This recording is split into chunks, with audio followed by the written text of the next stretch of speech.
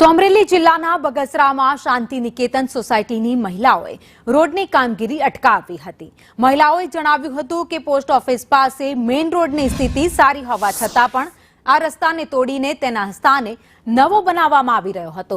જો રસ્તાની સ્થિતિ સારી હોય તો પછી તેને તોડવાની કોઈ જરૂર નથી તેવા પ્રશ્ન સાથે મહિલાઓ ઘટના સ્થળે દોડી ગઈ હતી અને રસ્તાની કામગીરી અટકાવી હતી। તેમજ નગરપાલિકાના સત્તાધીશોને ઈશ્વર સદબુદ્ધિ આપે તેવી પ્રાર્થના પણ કરી હતી।